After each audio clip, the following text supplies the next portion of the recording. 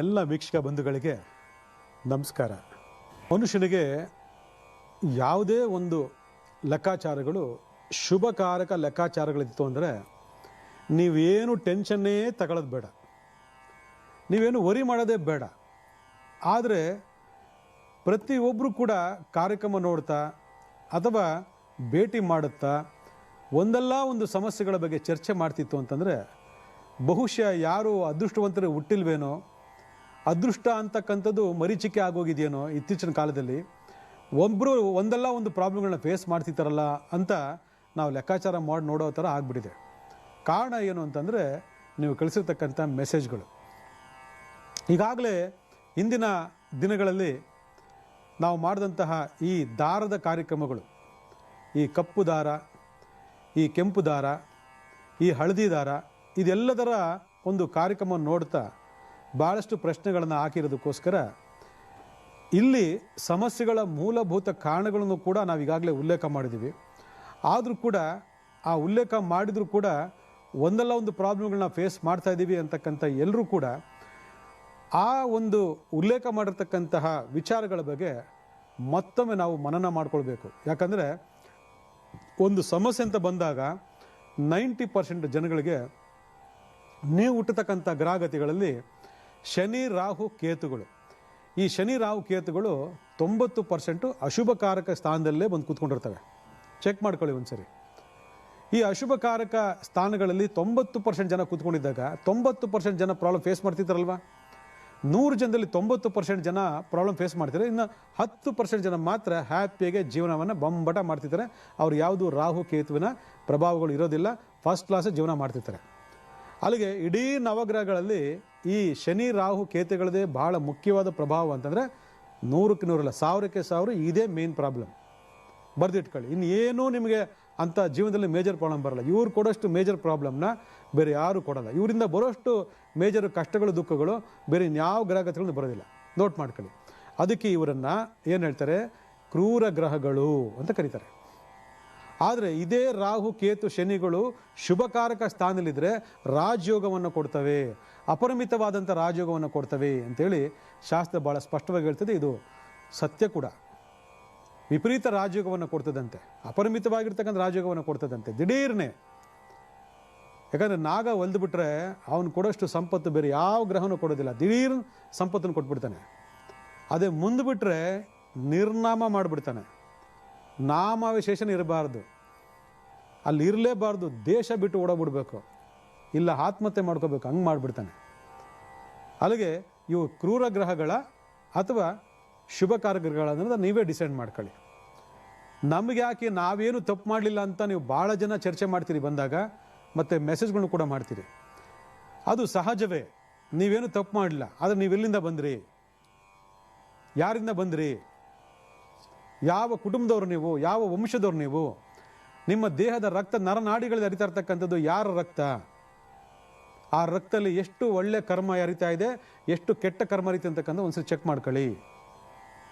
ಪ್ರತಿಯೊಂದು ಕರ್ಮವು ಜಾಗೃತವಾಗಿ ಹರಿತಕ್ಕಂಥದ್ದು ನಮ್ಮ ರಕ್ತದಲ್ಲೇ ವೀಕ್ಷಕರೇ. ಬರೆದಿಟ್ಕೊಳ್ಳಿದ್ದೀನಿ, ಯಾರು ಹೇಳಲ್ಲ. ನಮ್ಮ ಬ್ಲಡ್, ಆ ಬ್ಲಡ್ಡಲ್ಲಿ ಒಳ್ಳೆ ಶುಭಕಾರಕ ತತ್ವಗಳು, ಅಶುಭಕಾರಕ ತತ್ವಗಳು, ಕ್ರೂರ ಗ್ರಹಗಳ ತತ್ವಗಳು, ಅಶುಭಕಾರಕ ಗ್ರಹಗಳ ತತ್ವಗಳು ಅಂತ ಒಂದಿರ್ತದೆ. ರಕ್ತದ ಕಣಕಣಗಳಲ್ಲಿದೆ ಆ ದೋಷ, ರಕ್ತದಲ್ಲಿ ಹರಿತಾ ಇರ್ತದೆ. ರಕ್ತ ಶುದ್ಧಿ ಮಾಡ್ಕೊಳ್ಳಿ ಅಂತ ಹೇಳುತ್ತೆ ಶಾಸ್ತ್ರ. ಯಾವ ರೀತಿ ಶುದ್ಧಿ ಮಾಡ್ಕೊಳ್ಳೋದು? ಮೆಡಿಸಿನ್ ತಗೋಬೇಕಾ ಅಂತಲೇ ಕೇಳೋದು. ಮೆಡಿಸಿನ್ ತಗೊಂಡ್ರೆ ರಕ್ತ ಶುದ್ಧ ಆಗ್ಬಿಡೋದಿಲ್ಲ, ಆಯಿತಾ? ರಕ್ತ ಇರ್ತಕ್ಕ ಕಲ್ಮಶಗಳು ಶುದ್ಧ ಆಗ್ಬೋದು, ಆದರೆ ರಕ್ತದಲ್ಲಿರ್ತಕ್ಕಂತಹ ದೋಷಗಳು ಪರಿಹಾರ ಆಗೋದಿಲ್ಲ. ಅದಕ್ಕೆ ನಾವೇನು ಮಾಡಬೇಕು, ವೈದಿಕ ರೀತಿ ಪರಿಹಾರ ಕ್ರಮಗಳನ್ನು ಮಾಡಬೇಕು. ಅದಕ್ಕೆ ಮಣಿ ಮಂತ್ರ ಔಷಧ ಅಂತ ಹೇಳುತ್ತೆ ಶಾಸ್ತ್ರ. ಮಣಿ ಮಂತ್ರ ಔಷಧ.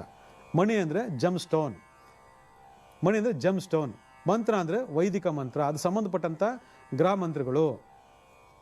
ಓಂ ನಮೋ ನಾರಾಯಣಾಯ ಅಂದರೆ ಅದು ಬುಧನಿಗೆ ಸಂಬಂಧಪಟ್ಟಂಥ ಅಧಿದೇವತೆ ವಿಷ್ಣುವಿನ ಮಂತ್ರ. ಔಷಧ ಅಂತ ಹೇಳುತ್ತೆ. ಏನು ಔಷಧ ತಗೊಳ್ಳೋಣ? ಆಯುರ್ವೇದವನ್ನು ಹೇಳ್ತದೆ ಶಾಸ್ತ್ರ. ಆಯುರ್ವೇದವನ್ನು ಯೂಸ್ ಮಾಡಿ ಅಪಾರವಾಗಿರ್ತಕ್ಕಂತಹ ಶಕ್ತಿಯುತವಾಗಿರ್ತಕ್ಕಂತಹ ಗಿಡಮೂಲಿಕೆಗಳಿಂದ ತಯಾರಾಗಿರ್ತಕ್ಕಂಥ ಔಷಧಿಯನ್ನು ಉಪಯೋಗ ಮಾಡ್ಕೊಳ್ಳಿ. ಆಯುರ್ವೇದ ಅಂದರೆ ಏನು? ಆಯುಸ್ಸನ್ನು ಜಾಸ್ತಿ ಮಾಡ್ತಕ್ಕಂಥ ವೇದಶಾಸ್ತ್ರ ಅಂತ. ನೋಡಿ ಎಷ್ಟೊಂದಿದೆ. ಮಣಿ ಮಂತ್ರ ಔಷಧ. ಆದರೆ ಇದು ಯಾವುದರ ಪರಿವಿಲ್ಲದೆ ನಾವು ನಮ್ಗೆ ಅದಾಗ್ಬಿಡ್ಬೇಕು ಇದಾಗ್ಬಿಡ್ಬೇಕು ಅಂತಂದರೆ ನಿಮ್ಮ ಒಳಗಿರ್ತಕ್ಕಂಥ ರಕ್ತದ ಕಣಕಣಿರ್ತಕ್ಕಂಥ ಶನಿ ರಾಹು ಕೇತುವನ್ನು ಏನು ಮಾಡೋಣ? ಏನಾದರೂ ಮಾಡಲೇಬೇಕಲ್ವ, ಸರಿ ಮಾಡ್ಕೊಳ್ಳೇಬೇಕಲ್ವ? ಇವತ್ತು ಯಾವುದೇ ಒಂದು ಸಮಸ್ಯೆ ಬಂದರೂ ಕೂಡ ಭಾಳ ಜನ ಪರಿಹಾರ ಕಡೆ ಗಮನ ಕೊಡ್ತಾರೆ.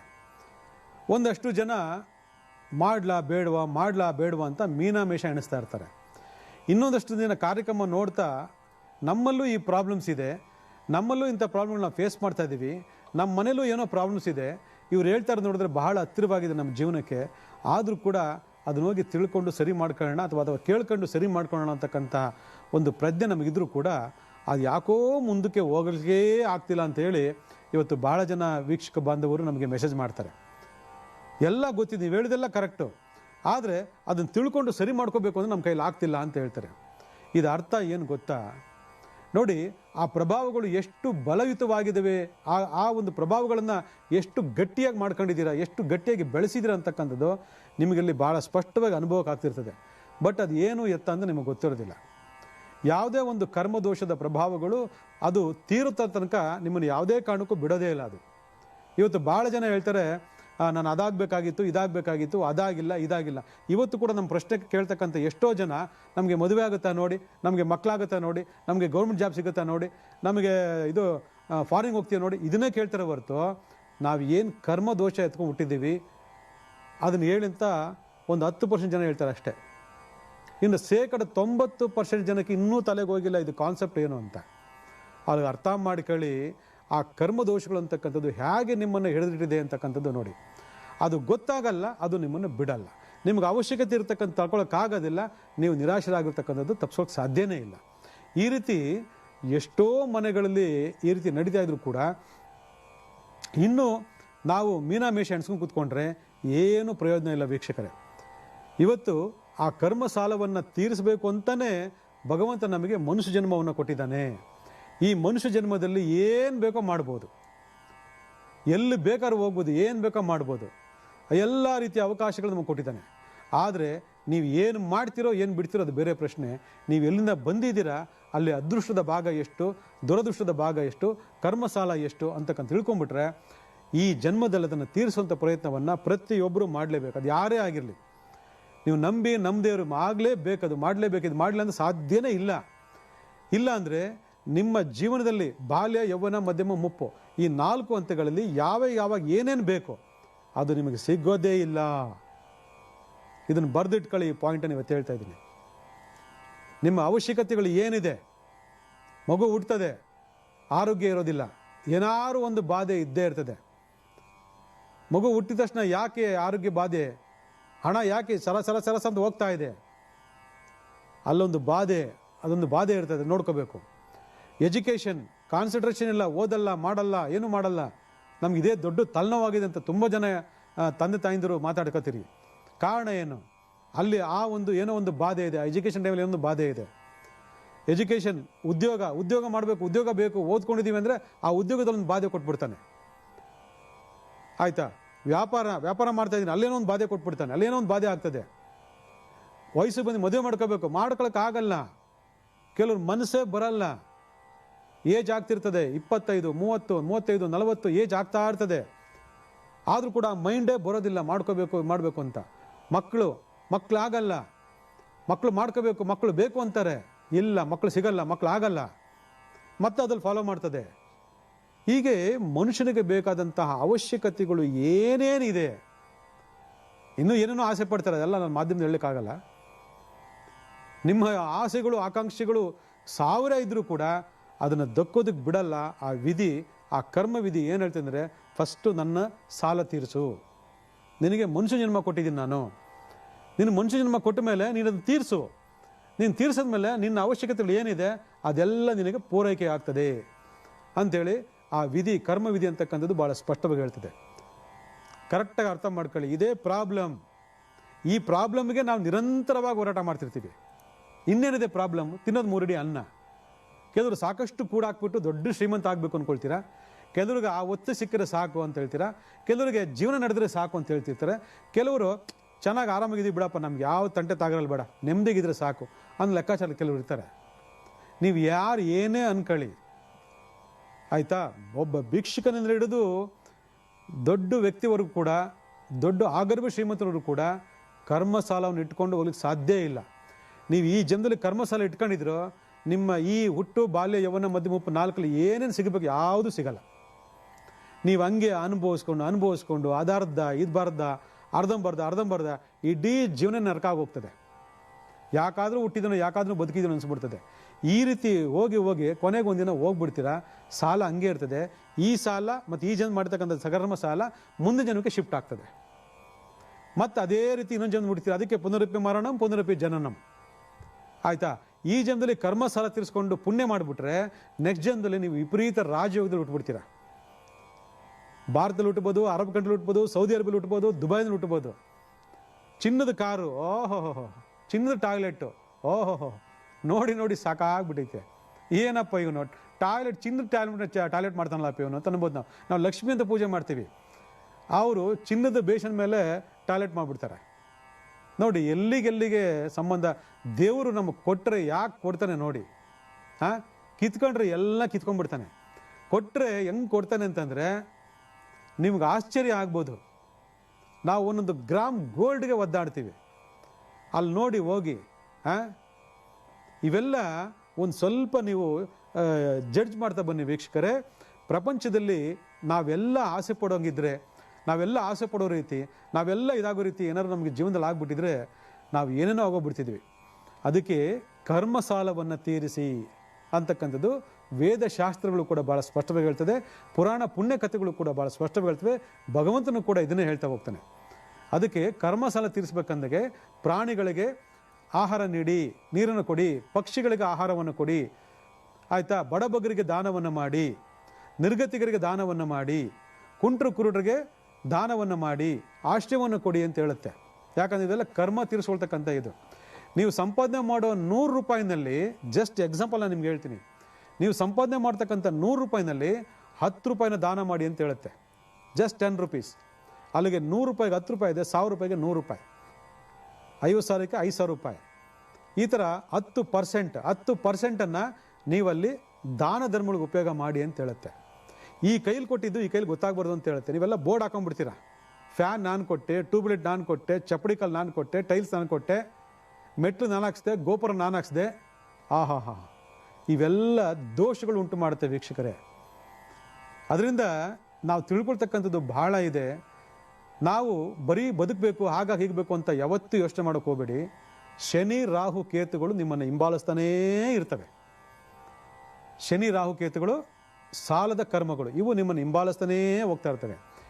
ಯಾವಾಗ ಈ ಅಪರಿಮಿತವಾದಂತಹ ಕರ್ಮ ಸಾಲಗಳ ಪ್ರಭಾವ ಜಾಸ್ತಿ ಆಗುತ್ತೆ, ಇವರೆಲ್ಲ ನಿಮಗೆ ತಿರುಗಿ ಬೀಳ್ತಾರೆ. ಆ ತಿರುಗಿಬಿದ್ದು ಬಲವಿತವಾಗಿದ್ದಾಗ ಮೇಷ ಎಣ್ಸ್ಕೊಂಡು ಕೂತಿರ್ತೀರಾ. ಯಾಕೆ ಇನ್ನೂ ಅನುಭವಿಸ್ಬೇಕು ಅಂತ. ಕೆಲವರು ಪರಿಹಾರ ಮಾಡ್ಕೊಂಡು, ಅರ್ಧಂಬರ್ಧ ಪರಿಹಾರ ಮಾಡ್ಕೊಂಡು, ಏನೋ ಸ್ವಲ್ಪ ಚೇತರಿಕೆ ಮಾಡ್ಕೊಂಡು ಪರವಾಗಿಲ್ಲಪ್ಪ ಮೊದಲಿಗಿಂತ ಅಂದ್ಕೊಳ್ತೀರಾ. ಕೆಲವರು ಆಗದೇ ಇಲ್ಲ, ಏನು ಮಾಡಿದ್ರೂ ಆಗಲ್ಲ, ಹಾಗೇ ಜೀವನ ಹೊರಟಾಗ್ತದೆ. ಅವ್ರಿಗೆ ಈ ಜನ್ಮದಲ್ಲಿ ಚಾನ್ಸ್ ಇಲ್ಲ, ನೆಕ್ಸ್ಟ್ ಜನ್ಮದಲ್ಲಿ ಇನ್ನೊಂದಷ್ಟು 1 to 2 ತಗೊಂಡೋಗಿರ್ತಾರಲ್ವಾ, ಅದನ್ನೆಲ್ಲ ಸೇರಿಸಿ ನರಕ ಅನುಭವಿಸ್ತಕ್ಕಂಥ ಜನ್ಮ ಬಂದ್ಬಿಡ್ತದೆ. ಅದಕ್ಕೆ ನಾವು ಹೇಳ್ತೀವಿ, ಏನು ಜನ್ಮ ಇವೊಂದು, ಏನು ಜನ್ಮ, ಏನು ಮಾಡಿದ್ನೋ, ಏನು ಪಾಪಕರ್ಮ ಮಾಡಿದ್ನೋ, ಎಂಥ ಹೀನಾಯ ಬದುಕು ಅನುಭವಿಸ್ತಾನೆ ನೋಡಿ ಅಂತ ನಾವೇ ಮಾತಾಡ್ಕೋತೀವಿ. ಅದು ಹೀನಾಯ ಬದುಕಲ್ಲ, ಅವನು ಸಾಲ ತೀರಿಸಿಲ್ಲ ಹೋದ ಜನ್ಮದಲ್ಲಿ. ಅದಕ್ಕೆ ಈ ಜನ್ಮದಲ್ಲೇ, ಅದು ಮುಂದೆ ಜನ್ಮ ಆಯಿತೋ ಇಲ್ಲೋ ಬೇರೆ ಪ್ರಶ್ನೆ, ಈ ಜನ್ಮದಲ್ಲೇ ಕರ್ಮ ಸಾಲ ತೀರಿಸ್ಕೊಂಡು ಮುಂದೆ ಹೋಗ್ಲಿಕ್ಕೆ ನಾವೇನು ಮಾಡಬೇಕು? ನಾವು ಈ ಭೂಮಿ ಮೇಲೆ ಹುಟ್ಟಿದ ಮೇಲೆ ಆಕಾಶ ಕಾಯ್ದಿರ್ತಕ್ಕಂತಹ ಎಲ್ಲ ಗ್ರಹಗಳ ಬಾಧೆಗಳು ಕೂಡ ಈ ಭೂಮಿಯನ್ನು ತಾಕ್ತದೆ. ಈ ಭೂಮಿಯಲ್ಲಿ ಹುಟ್ಟಿರ್ತಕ್ಕಂಥ ನಮ್ಮ ಮೇಲೆ ಈ ಗ್ರಹಗಳ ಪ್ರಭಾವ ಇರುತ್ತೆ ಅಂತಕ್ಕಂಥದ್ದು ನೀವು ತಿಳ್ಕೊಂಡಿರೋ ಗೊತ್ತಿಲ್ಲ, ನಾವು ನಿಮ್ಗೆ ಹೇಳ್ಕೊಡ್ತಾ ಇದ್ದೀವಿ, ತಿಳ್ಕೊಳ್ಳಿ. ಆದರೆ ಈ ಪ್ರಭಾವಗಳು ನಮಗೆ ನೆಗೆಟಿವ್ ಆಗಿತ್ತು ಅಂದಾಗ ಅದಕ್ಕೆ ಮೂಲ ಕರ್ತೃವಾಗಿರ್ತಕ್ಕಂಥವ್ರು, ಶಿಕ್ಷೆ ಕೊಡ್ತಕ್ಕಂಥವ್ರು ಯಾರು ಅಂದರೆ ಶನಿ ರಾಹು ಕೇತು ಅಂತಕ್ಕಂಥ ಬಗ್ಗೆ ಹಿಂದಿನ ಭಾಗದಲ್ಲಿ ನಾವು ಮಾತಾಡ್ಕೊಂಡ್ವಿ. ಈ ಶನಿ ರಾಹು ಕೇತುವನ್ನು ನಾವು ಕಂಟ್ರೋಲ್ ಮಾಡ್ಬೇಕಾದ್ರೆ ಹೇಗೆ ಅಂತ ಪ್ರಶ್ನೆ ನಿಮ್ದಾಯಿತು ಅಂದರೆ, ಈ ಭೂಮಿ ಮೇಲೆ ನವಗ್ರಹಗಳ ಪ್ರಭಾವಗಳು ಕೂಡ ಇರ್ತವೆ. ನಾವು ಓಡಾಡ್ತೀವಿ, ನಾವು ಕೂತ್ಕೊಳ್ತೀವಿ, ನಾವು ಮಲ್ಕೊಳ್ತೀವಿ, ನಾವು ನಿಂತ್ಕೊಳ್ತೀವಿ, ಏನು ಮಾಡಿದ್ರೂ ಆರೋದಕ್ಕಂತೂ ಆಗಲ್ಲ. ಆರಿದ್ರೆ ಒಂದು 2 hour 3 hour 4 hour ಆರ್ಬೋದು ಅಷ್ಟೇ ಫ್ಲೈಟಲ್ಲಿ. ಆದರೆ ಈ ಭೂಮಿ ಮೇಲೆ ನಾವು ವಾಸ ಮಾಡ್ತೀವಿ ಅಂತಂದಾಗ ನೀವು ನೆನ್ಪಿಟ್ಕೊಳ್ಳಿ, ನಮಗೆ ಜೀವನವನ್ನು ಕೊಡ್ತಕ್ಕಂಥದ್ದು ಇದೇ ಭೂಮಿ, ನಮ್ಮ ಜೀವನವನ್ನು ಪೋಷಿಸ್ತಕ್ಕಂಥದ್ದು ಇದೇ ಭೂಮಿ. ಕೊನೆಗೆ ಈ ಭೂಮಿನಲ್ಲೇ ನಾವು ಅಂತ್ಯಗೊಳ್ತೀವಿ. ಆದರೆ ಆ ಭೂಮಿಲಿರ್ತಕ್ಕಂಥ ಕರ್ಮ ದೋಷಗಳ ಬಗ್ಗೆ ನಮ್ಗೆ ಯಾರಿಗೂ ಅರ್ಥ ಆಗೋದೇ ಇಲ್ಲ. ಈ ಭೂಮಿಲಿ ಇತ್ಕೊಂಡು ಈ ಕರ್ಮಗಳನ್ನ ನಾವು ಅನುಭವಿಸ್ತಾ ಇರ್ತೀವಿ. ಅದಕ್ಕೆ ದೊಡ್ಡವ್ರು ಏನು ಹೇಳ್ತಾರೆ ಅಂತಂದರೆ, ಮನೆ ಒಳಗಡೆ ಹೋಗ್ಬೇಕು ಅಂದಾಗ ಎಲ್ಲೆಲ್ಲೋ ಹೋಗಿರ್ತೀರ, ಎಲ್ಲೋ ಬಂದಿರ್ತೀರ, ಕೈಕಾಲು ತೊಳ್ಕೊಂಡು ಮನೆ ಒಳಗಡೆ ಹೋಗು ಅಂತ ಹೇಳ್ತಾರೆ. ಕಾರಣ ಏನು ಗೊತ್ತ, ನಿಮ್ಮ ನಡವಳಿಕೆ, ನಿಮ್ಮ ನಡಿಗೆಯಲ್ಲಿ ಈ ಶನಿ ರಾಹು ಕೇತುಗಳ ಪ್ರಭಾವಗಳು ಬಂದು ಸೇರಿಕೊಂಡು ಮನೆ ಒಳಗಡೆ ಎಂಟ್ರಿ ಆಗುತ್ತೆ ಅಂತ. ನಿಮ್ಮ ಮೀನಖಂಡ ಅಂತ ಒಂದಿದೆ, ಕಾಲಿನ ಇಮ್ಮಡಿ ನೀರು ಹಾಕು ಅಂತ ಹೇಳ್ತೀರ ದೊಡ್ಡವರು. ಇವತ್ತು ಹೇಳ್ತಾರೆ, ದೊಡ್ಡ ತಲೆ ಮೇಲೆ ಹೊಡೆದು ಹೇಳ್ತಾರೆ, ಇವತ್ತು ಇಮ್ಮಡಿ ನೀರು ಹಾಕೋ, ಬರೀ ಮುಂದ್ಗಡೆ ನೀರು ಹಾಕೋ ಅಂದ್ಬಿಟ್ಟ, ನನಗೋಸ್ಕರ ಅನ್ಕೋಬೇಡ, ಇಮ್ಮಡಿ ನೀರು ಹಾಕೊಂಡು ಕೆನ ತೊಳ್ಕೊಂಬ ಅಂತ ಹೇಳ್ತಾರೆ. ಇಮ್ಮಡಿನಲ್ಲಿ ಅದು ಬಂದು ಕೂತ್ಕೊಳ್ತದೆ. ಯಾವುದು? ಶನಿ. ಯಾಕಂದರೆ ಇಮ್ಮಡಿಗೆ ಅಧಿಪತಿ ಆಗಿರ್ತಕ್ಕಂಥನೇ ಶನಿ ಭಗವಾನ್. ನೀವು ಎಲ್ಲೇ ಹೋಗಿ ಏನೇ ಮಾಡ್ಕೊಂಬಂದರೂ ಕೂಡ ಅಲ್ಲಿ ಶನಿ ನಿಮ್ಮನ್ನು ಹಿಂಬಾಲಿಸ್ತಾನೆ ಅಂತ ಹೇಳ್ತದೆ. ಅದಕ್ಕೆ ಕಾಲು ತೊಳ್ಕೊಂಡು ಬನ್ನಿ ಅಂತಂದರು. ನಮ್ಮಲ್ಲಿ ಟೈಮ್ ಇಲ್ಲ, ನಮ್ಮ ಇದಿಲ್ಲ, ಎಲ್ಲ ಆಧುನಿಕತೆ ಸೋಗು, ಇವತ್ತು ಶೋಕಿ, ಅದರಿಂದ ನಾವೆಲ್ಲ ಮಾಡಲ್ಲ. ಅದಕ್ಕೆ ಏನು ಮಾಡೋದು ದೊಡ್ಡವರು, ಕಾಲಿಗೆ ದಾರ ಕಟ್ಸಿದ್ರು. ಏನು ದಾರ ಕಟ್ಸಿದ್ರು? ಕಪ್ಪು ದಾರ ಕಟ್ಸಿದ್ರು. ನೋಡಿ, ಕಪ್ಪು ದಾರದ ಬಗ್ಗೆ ಮೊದಲನೇ ಸಂಚಿಕೆ ನಾವು ಮಾತಾಡಿದ್ದೀವಿ. ಇವತ್ತು 4 ಸಂಚಿಕೆಗಳು ಕೂಡ ಇದನ್ನೇ ಮಾತಾಡ್ತಿದ್ದೀವಿ. ಕೈಯಲ್ಲಿ ಕಟ್ಟಬೇಕು ಅಂತ ಹೇಳಿಕೊಟ್ಟಿದ್ದೀನಿ ನಿಮಗೆ ಮೊದಲನೇ ಸಂಚಿಕೆಯಲ್ಲಿ. ಇವತ್ತು ಇದೇ ಕಪ್ಪು ದಾರವನ್ನು ನೀವು ಅದೇ ಕಾಳಿ ದೇವಸ್ಥಾನದಲ್ಲಿ ಪೂಜಿಸಿ, ಅರ್ಚಿಸಿ, ಮಂತ್ರಿಸಿ, ನವಗ್ರಹ ಕಟ್ಟುಗಳನ್ನು ಹಾಕಿಸಿ, ನೀವು ಬಲಗಾಲಿಗೆ, ಯಾರು ಗಂಡಸರ ಬಾಲಕರು, ಪುರುಷರು, ಗಂಡಸರು ಆದರೆ ನೀವು ಬಲಗಾಲಿಗೆ ಕಟ್ಟಬೇಕು. ಹೆಣ್ಣು ಮಕ್ಕಳು, ಸ್ತ್ರೀಯರು, ಬಾಲಕಿಯರು, ಹೆಣ್ಮಕ್ಳು ಆಯಿತು ಅಂದರೆ ಅವರು ಎಡಗಾಲಿಗೆ ಕಟ್ಟಬೇಕು. ನೋಡಿ, ಯಾಕೆ ಹೇಳಿ?